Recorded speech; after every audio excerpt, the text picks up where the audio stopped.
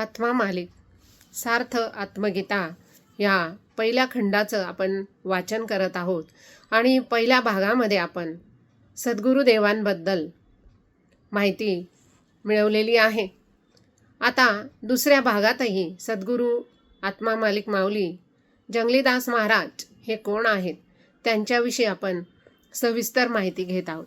अनेक संत महात्मे आपल्या या भारतभूमीवर अवतार घेऊन त्यांचं कार्य करून गेले आणि आजही अनेक आत्मज्ञानी, आत्मवेत्ते, आत्मदर्शी संत सद्गुरू कार्य करतच आहेत. पण ह्या परमसत्याची, खऱ्या चैतन्य घनाची आणि त्या शाश्वत सर्वांत अंतर्यामी परमात्म्याची ओळख करून देणारे आपल्या आत्मा मालिक माऊलींसारखे सत्पुरुष आपल्याला क्वचितच लाभतात. कारण सत्संग लाभणं मुळातच ही फार दुर्मिळ गोष्ट आहे. त्यात आत्मदर्शी सद्गुरूंचा संग मिळणं म्हणजे आपल्या अनंत जन्माचं सुकृत फळाला आलेलं आहे असं समजावं. माऊलींसारख्या माऊली दुसरे तिसरे कोणी नसून भारतीय संस्कृती आणि तत्त्वज्ञान यामुळे भारतवर्षाचं अध्यात्म आज जगाच्या अतिउच्च स्तरावर नेहून पोहोचवणारे महात्मे आहेत. तत्त्वज्ञानाचा अभ्यास करण्यासाठी अनेक आध्यात्मिक स्थळी आपले जीवनच समर्पित करताना दिसून येतात. परदेशी भाविक कोकण ठाण येथे येऊन 5-7 महिने किंवा काही वर्षसुद्धा राहतात.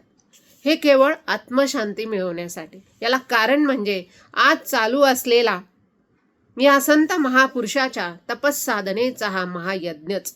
पण फार मोठी शोकांतिका ही आहे की आज आपण त्या पाश्चात्य संस्कृतीचे अंधानुकरण करत आहोत आणि आपल्याला मिळालेला हा नरदेह या भौतिकतेच्या चकमकीत स्वतःला आपण गुरफटून टाकत आहोत. शेवटी आपल्या रक्तात मानवी संस्कृतीचं बीज आहेच की, पण ते अंकुरित केव्हा होतं तर या संसार रूपी राहटगाडग्यात हा देहरूपी रस पिळून निघाल्यावर. यावर चौथा शिल्लक राहतो त्यावेळी आमचं अध्यात्म जागृत होतं. बोल थोडे कटू आहेत पण सत्य आहेत. याला तुम्ही आम्ही नाकारू शकत नाही. हवे तर यावर चिंतन मनन करून बघा. एवढं सांगायचा अट्टहास याचसाठी केला की सद्गुरू महाराजांसारखे सत्पुरुष एवढ्या पोट तिडकीने जे ज्ञान सांगण्याचा आटोकाट प्रयत्न करत आहेत, पण आमचं भलतंच काहीतरी असतं. चित्रपटगृहात गेल्यावर 3 तास संपले की आपले पैसे वसूल आणि बाहेर पडल्यावर थोड्या वेळाने विसरून पुन्हा आपल्या रामरगाड्यात म्हणजे आपल्या प्रपंचात आपण व्यस्त होतो. तसंच अगदी त्याचप्रमाणे एकच दिवस आश्रमात येऊन आपण बाबांची भेट घेतो अथवा मोठ्या सणांसाठी त्यांचा आपल्यावरती कृपावंत हात असतो. पण आमची सगळ्यांची झोळी सारखीच नसते ना, हेच आपण विसरतो. सद्गुरू हे चालतं बोलतं चैतन्य आहेत. सद्गुरू हे त्रिकाल ज्ञानी आहेत हेच विसरतो आपण. सद्गुरू हे स्वयंपूर्ण ब्रह्म आहेत, साक्षात निर्गुणाचं सगुण रूप आहेत. पण हे आठवतं कधी? आमच्यावर जेव्हा आपत्ती येते तेव्हा आपण म्हणतो सद्गुरू देवा आता तुम्हीच या संकटातून सोडवा. आणि इतर वेळी आश्रमातून घरी गेल्यावर जोपर्यंत उत्साह आहे तोपर्यंत आपण बाबा बाबा करतो आणि मग पुन्हा आपलं नित्यकर्म सुरूच होऊन जातं. आहे की नाही हे सत्य? याला कोणीही नाही म्हणू शकत नाही. काही अपवाद आहे तो. त्यांनी सद्गुरुदेवांना खरंच ओळखलं आहे आणि ते आपल्या मार्गामध्ये अविरत मार्गाचं अनुसरण करत आहे. त्यांच्या निरपेक्ष भावनेने केलेल्या कर्मांमुळे प्रत्यक्ष आणि अप्रत्यक्षरित्या ते सद्गुरूंशी जोडलेले आहेत. बाबा नेहमी सांगता, अहो त्या ब्रह्मांड नायकाला एकदा आपलंच केलं ना की मग बाकी उठाठेवी करायची गरजच नाही. आणि ही सकळ चराचर निर्मिती आहे ती एकाचीच तर किमया आहे. पण त्या परमेश्वराला जर आपण आपल्यातच उतरवलं तर तो परिपूर्ण ईश्वर आपल्याला काही त्रास कसा देऊ शकेल? पण इथंच तर पाणी मुरतं ना. आम्हाला सद्गुरूंचा उपदेश ऐकायला आवडतो, उपदेशाचे आचरण करायला आम्ही किती समर्थता दाखवतो बरं. त्यांचा उपदेश कळतो पण वळत नाही असेही नाही, परंतु आम्हाला त्यात आता कोणताही स्वार्थ सापडत नाही असा गोड गैरसमज आम्ही करून घेतला आहे. कारण वर्तन बदलणं आम्हाला फार अवघड वाटतं. या कलियुगामध्ये आणि ह्या विज्ञान युगामध्ये आम्हाला सगळं काही सोपं आणि लवकर प्राप्त करण्याची सवय लागलेली आहे.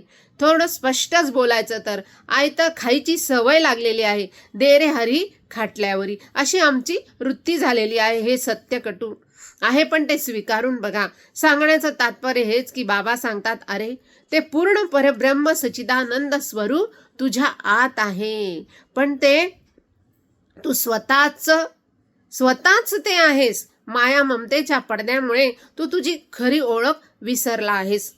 आणि ते ओळख बाबांसारखे अंतर्ज्ञानी संत महात्मे करून देतात. त्यांचा सगुण अनुभव मग येणारच. आत्मा मालिक माऊलींनी आजपर्यंत अनेक प्रकारे आपल्यासारख्या संसारी लोकांना हे अतिउच्च आणि अवघड असं ज्ञान अतिशय सोपं करून सांगण्याचा अट्टहास केला आहे आणि यापुढेही ते करतच राहणार आहे. यामध्ये कोणतीही शंका नाही. पण सद्गुरूंनी यापुढे जाऊन फार मोठा विचार, फार मोठा संकल्प मांडला आणि तो वास्तवात देखील उतरला. या महान विचारांची फलश्रुती म्हणजे आश्रमाने सुरू केलेली गुरुकुल शिक्षण पद्धती. 1995-96 सालामध्ये ही गुरुकुलाची मुहूर्तमेढ रोवली गेली. त्याचवेळी पत्राच्या एका खोली शाळेचा पहिला वर्ग भरला. खरं पाहता त्या महानुभावांनी त्या कार्यात सहभाग घेतला. त्यांना देखील खात्री नव्हती की गुरुमाऊली हे नवीन कार्य उभं करत आहे ते पुढे चालेल का. अध्यात्म सोडून गुरुदेवांनी हे का बरं सुरू केलं असेल, असे असंख्य प्रश्न त्यावेळी कार्यकर्त्यांच्या मनात घोळत होते आणि आपल्यालाही पडतच असेल. पण सद्गुरूंचं आणि त्यांच्या कर्माचं गूढ कधी कोणाला सहजासहजी उकललेलं नसतं. त्यावेळी बाबांना खूप अडचणी आल्या, पण ती मालकाचीच इच्छा होती. हे गुरुकुलाचं रोपटं पुढे जाऊन एका मोठ्या वटवृक्षात रूपांतर होणार होतं आणि त्याचप्रमाणे शिक्षणाला सुरुवात देखील झाली. पाहता पाहता रोपट्याचं रूपांतर मोठ्या झाडामध्ये आणि मोठ्या झाडामध्ये झालं, वटवृक्षात झालं. त्यावेळी सेवा देणाऱ्या शिक्षकांना आणि इतर सेवकांनाही हे कळलं नाही. यामागे त्या सर्वांचे अथक असे परिश्रम तर होतेच, पण त्याहीपेक्षा पुढे जाऊन सांगावंसं वाटतं की सद्गुरूंवर असलेलं निस्सीम प्रेम, श्रद्धाभाव आणि त्यांच्या पाठीशी गुरुदेवांची कृपा. सद्गुरूंनी हे गुरुकुल का उभारलं अशी शंका आपल्याला मनात आलीच असेल. बरोबर आहे, वर सांगितल्याप्रमाणे कार्य समजणं इतकं सोपं आहे का? असो, त्यामागचा उदात्त हेतू जाणून घेणं गरजेचं आहे. म्हणतो ना की लहान मुलं म्हणजे कोरी पाटी असते आणि त्या वयात त्या पाटीवर आपण लिहू तसे संस्कार घडणार असतात आणि उद्याचे हे सुज्ञ नागरिक होणार आहेत. बस गुरुदेवांनी हीच गोष्ट हेरली आणि गुरुकुलाचा विचार प्रत्यक्षात उतरवला. हा संदेश गुरुदेव इतक्या वर्षापासून संसारी जनांना देत आहे. तोच ठसा या लहान मुलांच्या मनावर त्यांनी गिरवला आणि केवळ सुज्ञ नागरिकच नाही तर उद्याच्या जगासाठी हे महान मार्गदर्शक बनतील. सर्वात महत्त्वाचे म्हणजे कमीत कमी स्वतःची खरी ओळख काय आहे हे तरी त्यांना कळेलच. म्हणजे विज्ञानाला तत्वज्ञानाची जोडच गुरुदेवांनी या गुरुकुलाच्या माध्यमातून घालून दिली. त्यांची प्रतीची घ्यायची असेल तर एकदा गुरुकुलाला भेट दिली पाहिजे, तरच आपल्याला या मागचा गुरुदेवांचा खरा उद्देश काय आहे ते समजेल. बघा, गुरुदेवांचं अवतरण झालं आणि तो उद्देश हा गुरुकुलामुळे किती सोपा आणि सहज झाला. आज गुरुकुलामध्ये 18,000 पेक्षा जास्त विद्यार्थी शिक्षण घेत आहेत. म्हणजे प्रत्येक तासिका सुरू होण्याच्या आधी इथं ध्यान घेतलं जातं. वसतिगृहात रोज पहाटे व्यायामासोबत ध्यान पाठ होतो. याचे काय फायदे असतात हे आपल्याला सांगायची गरज नाही. या माध्यमातून किती प्रमाणात सद्गुरूंचा संदेश जनमानसांपर्यंत पोहोचतो हे वेगळं सांगायला नको. शिक्षणाला अध्यात्माची जोड देऊन माऊलींनी विज्ञानाबरोबरच तत्वज्ञानाच्या मुळाशी हात घातलेला आहे. बाबांची तळमळ म्हणजे दृढ संकल्पामुळे आज आत्मा मालिक माऊली या गुरुकुलाचे नाव देशात नव्हे तर विदेशात सुद्धा गाजत आहे. या सर्व केवळ प्रत्येकाला त्या पूर्ण परमात्म्याची ओळख व्हावी यासाठी चाललेला परमार्थ प्रपंच म्हणावा लागेल. पण एक गोष्ट लक्षात घेणं खूप गरजेचं आहे. हा सारा परमार्थ प्रपंच मांडला असताना देखील आपल्या मालकाशी तादात्म्य साधताना ते आपल्याला दिसतील. आपल्याला आपला संसार सांभाळायचं म्हटलं तर किती उठाठेवी कराव्या लागतात. आपण या सगळ्यात त्या भगवंताला विसरतो हे आपल्याला कळत देखील नाही. आणि हे खरंच आहे, त्यांच्यासारखी स्थिती आपल्या अंगी बाणायला आपला भावही तितकाच प्रबळ असला पाहिजे. असा प्रबळ श्रद्धाभाव आपल्या अंगी जोपासण्यासाठी आपल्याला आपल्यातलं देव ओळखणं नितांत गरजेचं आहे आणि ते शक्य देखील आहे. म्हणूनच तर या विषयाची गंभीरता जाणून घ्यावी लागेल. सद्गुरुदेवांनी आपल्या आचरणातून, आपल्या विचारांमधून आणि सर्वांना हेच दाखवून दिलेलं आहे की आपण वेळोवेळी आपल्याला जागृत करण्याचा प्रयत्न करत आहोत. हा संसार, हा प्रपंच चाललेला आहे, तो सर्व नाशवंत आहे. त्यातून आपली सोडवणूक करायची असेल, त्यावर एकच उपाय आहे, सोपा राजमार्ग आहे आणि तो म्हणजे ध्यान. हा ध्यानाचा झेंडा सद्गुरू देवांनी आज तगायत आपल्या हाती घेतलेला आहे आणि इथून पुढे सुद्धा ध्यान कार्य हे सुरूच राहणार आहे, अविरतपणे चालणार आहे. मग आपला संसार प्रपंच करत असताना आपल्याला सगळ्या कोलाहलामधून स्वतःसाठी वेळ काढणं अतिशय गरजेचं आहे. स्वतःसाठी वेळ काढणं ही काळाची गरज बनलेली आहे. आणि म्हणून गुरुदेवांनी आध्यात्मिक, सामाजिक अथवा भौतिक वैभव उभं केलं ते केवळ आपल्यासाठीच नाही का? जेव्हा जेव्हा आपण आश्रमात जातो किंवा जाणार आहोत त्यावेळी आपल्या निदर्शनास येईल की बऱ्याच इमारती बाबांनी शाळांसाठी आणि भाविक वर्गासाठी बांधलेल्या आहेत. सर्व सुखसोयींनी युक्त अशी व्यवस्था आपल्याला तिथे बघायला मिळेल.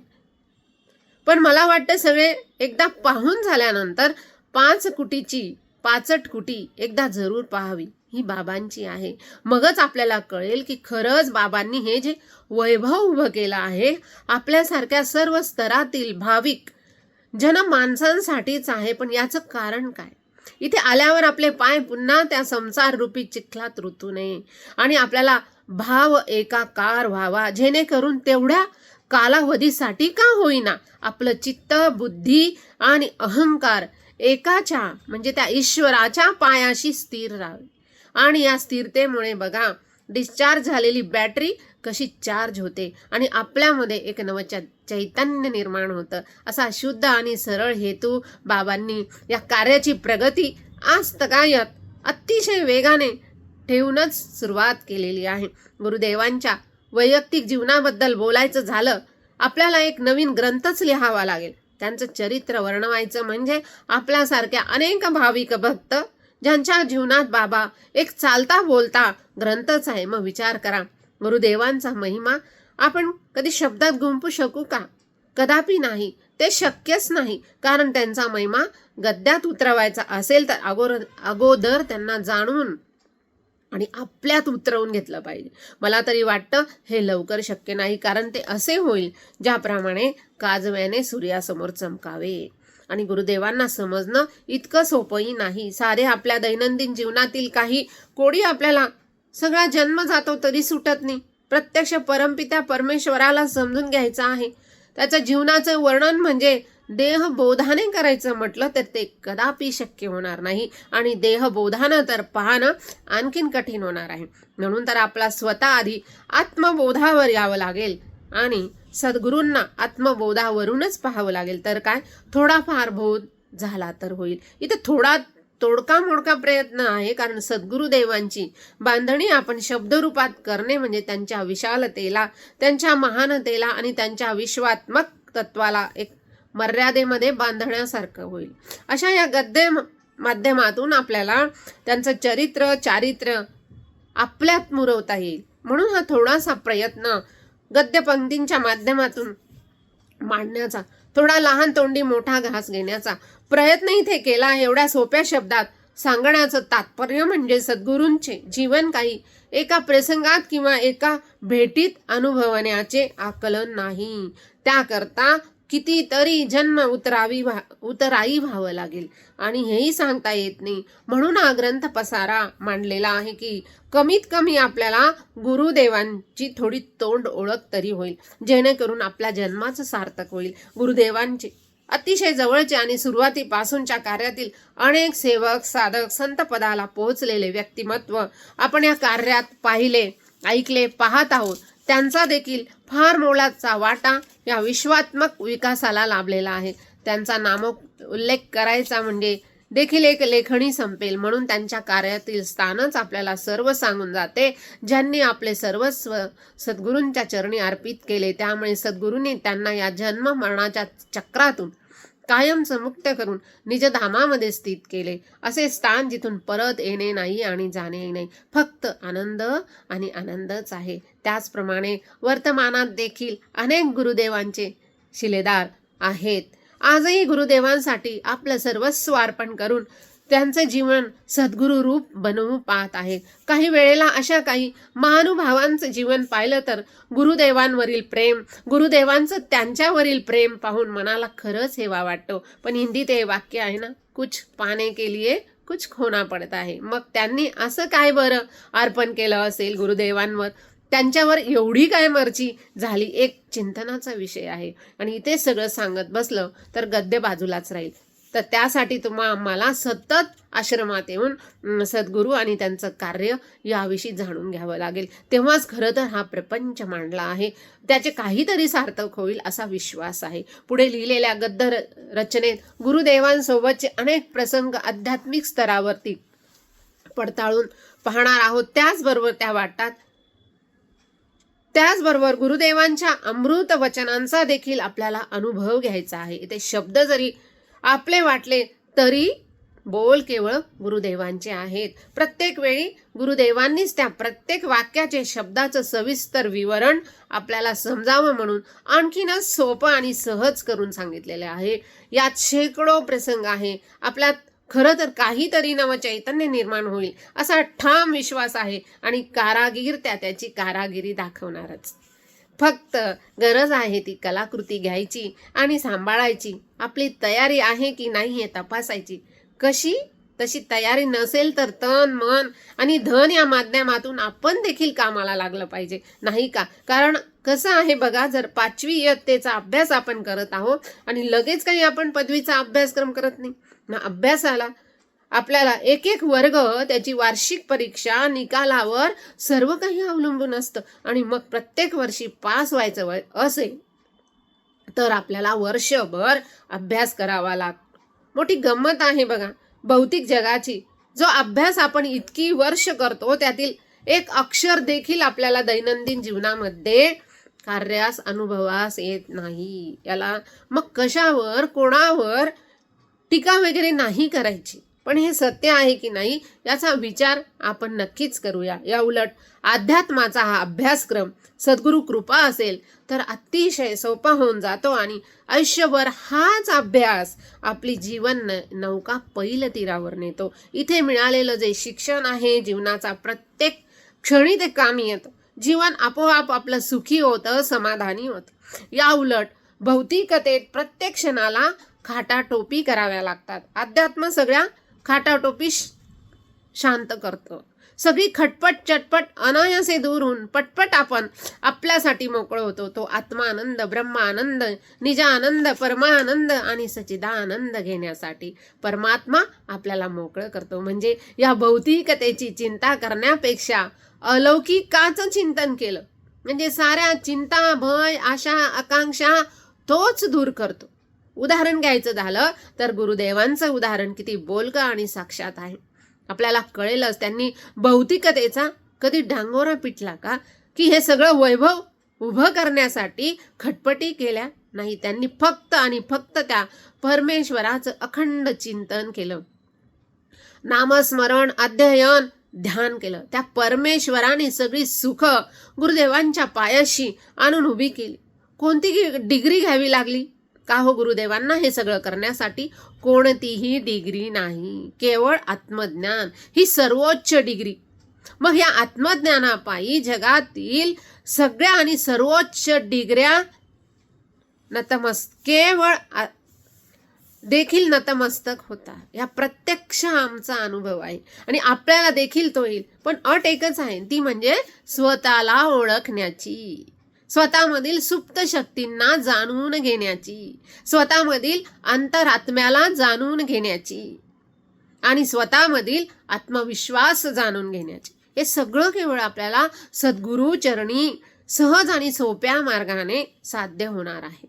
आपल्याला केवळ आपल्याजवळ काय आहे? अहंकार, माया, द्वेष, लोभ, मद, मोह, मत्सर, जळावृत्ती अशा काही क्षुल्लक गोष्टींचा त्याग मात्र करावा लागेल. तुम्ही म्हणाल्या क्षुल्लक गोष्टी कसल्या? त्याच गोष्टींवर तर हे जग चाललेलं आहे. अहो चाललेलं आहे हे खरं आहे, पण कोणत्या दिशेने चाललंय या गोष्टींचं कधी मंथन केलं आहे का? आपल्याला सगळं काही इथे आल्यावर विसरायला होईल. या दरबारात अशी काही जादू आहे, इथे आल्यावर आपण आपल्यात राहतच नाही. माझा मीपणा इथे गळून पडतो, हे समजत पण नाही. आणि ध्यानात ठेवलं पाहिजे की हाताची 5ही बोटं काही सारखी नसतात. अशा समाजाला, अशा व्यक्तींना देखील इथे सांभाळून घेतलं जातं, ते केवळ गुरुदेवांच्या करुणामयी स्वभावामुळे. आता बघा ना, सद्गुरु दरबारात सगळाच वर्ग काही उद्देश समोर ठेवून येतो का? कदाचित कधीच नाही. कारण वर सांगितल्याप्रमाणे व्यक्ती तितक्या प्रवृत्ती, त्या उक्तीप्रमाणे तसं पाहिलं तर आपल्याला हे सगळं सांगण्याचा एक भाव आहे, तो म्हणजे जर आपला हेतू अथवा उद्देश शुद्ध, पवित्र आणि सात्विक असेल तर निश्चित त्या सद्गुरू सहवासातून आपलं आणि आपल्या कुळाचं आत्मकल्याण होणार आहे. जे काही होणार ते गुरुदेवांच्या कृपेने चिरकाल आणि स्थायी सुख अथवा समाधान देणारं असणार आहे, यात शंकाच नाही.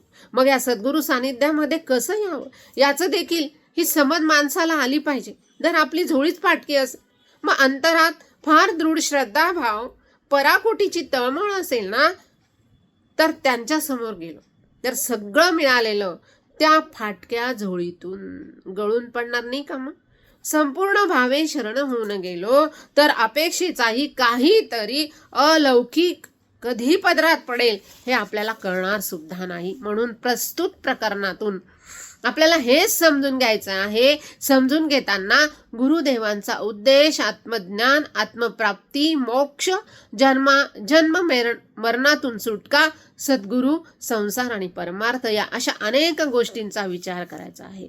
ह्या वचनांचं अध्ययन, मनन, चिंतन आणि मंथन करताना आपली देह बुद्धी बाजूला ठेवून आत्मबुद्धीवर आरूढ होणं अतिशय गरजेचं आहे. तरच आपल्याला प्रत्येक गोष्टीचा मतितार्थ, गाभार्थ ध्यानी येईल.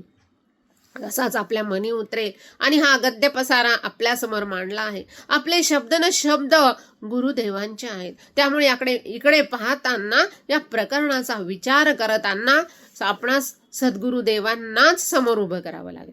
कारण तेच आपल्याला समजून घेणार आणि तेच सहाय्यभूत करणार आहेत. काही वेळेला आपण पाहतो सद्गुरू उपदेश देतात एकाला आणि तो टोला लागतो दुसऱ्याला. अशी आपली फजिती नको व्हायला.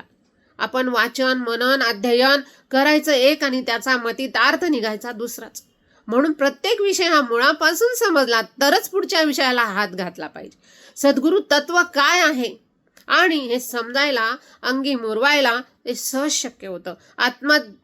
आत्मज्ञानाविषयी अनेक कोडी आपल्याला इथे सुटायला मदत होते. तसं पाहिलं तर ह्या खटाटोपाची गरज आहे का? निश्चित नाही. मग बघा, वर्गात शिक्षक फळ्यावर शिकवताना आणि मुलांना अभ्यास देताना काही मुले हुशार असतात आणि म्हणतात ना, समजणे वाले को इशारा काफी होता है, त्याप्रमाणे काहींचं असं असतं की धक्का गाडी असते. मग हा प्रयत्न आहे म्हणजे आपल्याला काहीतरी वेगळं समजलं आहे असं वगैरे काही नाही. जे सद्गुरूंच्या अंतःकरणातून स्फुरण दिले तेच कागदावर उतरवलं गेलं. बाकी आम्ही तर मालकाच्या आज्ञेने त्यांचे गुलाम आहोत. जसा जो आकार देईल त्या आकाराला यायचं. बाकी सर्व त्यांच्या हाती सोपवून आपण चिंतामुक्त व्हायचं. फक्त सद्गुरू प्रेमाचा आनंद अभिषिक्तपणे लुटायचा. वेळ पडली तर तो दुसऱ्यांना पण वाटायचा. आत्मानंद हा एकच आनंद असा आहे, जितका वाटला तितका तो द्विगुणित होतो आणि जीवाला अंतर्बाह्य तृप्त करून सोडतो. म्हणून अनुभव लेखणीच्या माध्यमातून सद्गुरूंचे शब्द सद्गुरूंच्या कृपेने सद्गुरूंच्या भक्तांसमोर सद्गुरुदेवांनाच साक्षी ठेवून मांडले आहेत. यात काही त्रुटी देखील असतील, पण आपण ज्ञानी भक्तांप्रमाणे त्या समजून घेणार आहोत. हे परिपूर्ण नाही. असे सद्गुरू परिपूर्ण साक्षात परब्रह्म आणि ज्ञानवंत आहे. तरी देखील हे धाडस आपण केलं आहे, याला कारण सद्गुरूच आहे. बघा, आईजवळ अथवा समोर असेल तर मूल कसलंही धाडस करतं.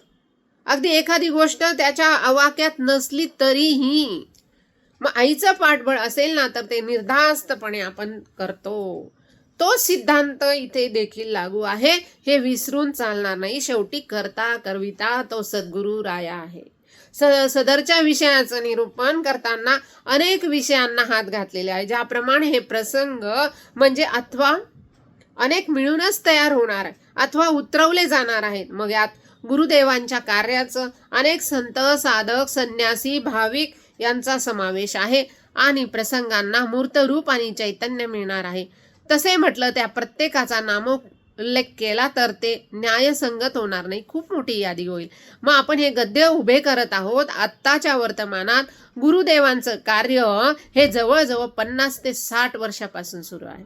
यात अनेक महानुभावांचा खारीचा का होईना फार मोलाचा वाटा आहे अथवा योगदान आहे. मग आपल्याकडून सर्वांचा इथे उल्लेख शक्य नाही आणि जरी कोणी यातून वगळले तरी ते न्यायसंगत होईल का यावेळी आणि आज वर्तमानात यांचं योगदान लाभलेलं आहे. काहींना मिळालेल्या पदांचा देखील उपयोग त्यांनी या सत्कार्यासाठी मोठ्या उत्सुकतेने केलेला होता आणि म्हणून इथे सर्वसमावेशक करून विषयांना रूप देण्याचा प्रयत्न करूया. ज्या महानुभावांनी गुरुदेवांच्या समवेत अनेक तपे घालवली आणि आज देखील अनेक संत साधक आपलं जीवन इथे समर्पित करत आहे, अशा निवडक संतांना इथे गुरुदेवांनी संत हे संबोधन त्यांना वापरलेलं आहे. साधकांना आपला प्रकर्षाने इथे उल्लेख आहे, इथे सांगणे क्रमप्राप्त आहे. संत, साधक, संन्यासी हे ठरवण्याचा सर्वस्व अधिकार गुरुदेव माऊलींना आहे.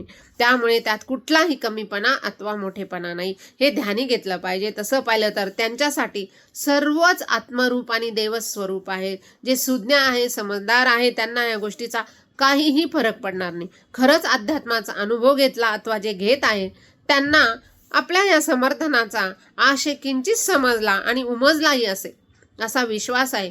या विश्वात्मक कार्याची सुरुवात होत असताना बाबांनी अनेक भाग्यवंतांना आपल्याजवळ केलं, जेणेकरून त्यांच्याकडून या विश्वात्मकाची सेवा करण्याचं भाग्य त्यांच्या पदरी पडलं. त्यात मुख्य काही साधक, काही संत भक्त आहेत. संत जगन्माता, संत महादेवी, संत भारत माता, संत शांतीमाई, संत ध्यानीमाई, संत प्रभावतीमाई, संत स्मृतीमाई, संत काकडे आई, संत सच्चिदानंद महाराज, संत देवानंद, संत धर्मानंद, संत बावडेकर महाराज, रूपानंद महाराज, संत ब्रह्मानंद, असे बहुत करून संत या कार्यात आणि आजही अनेक जण सेवा देत आहेत. यात काही नवीन साधकांचा सुद्धा सहभाग आहे. कृष्णानंद महाराज, संत मुक्तानंद, संत राम महाराज, संत परमानंद महाराज, संत चंद्रानंद महाराज, संत आत्मानंद महाराज, संत साधनानंद, संत निजानंद, संत विवेकानंद, संत गणुदास महाराज, संत राजनंद महाराज, संत किरणानंद, संत अक्षयानंद, संत विश्वानंद हे बाबांच्या जवळचे संत आहेत, साधक आहेत. भक्तवर्गाचं वलय आज देखील आहे. या वलयात काही संत, साधक, भक्त आहे. ते बाबांच्या सानिध्यामध्ये बराच वेळ घालवतात आणि या सुसंवादातून खरं तर ही गद्य निर्मिती झाली असं म्हणायला हरकत नाही. आत्मा मालिक क्रमशः.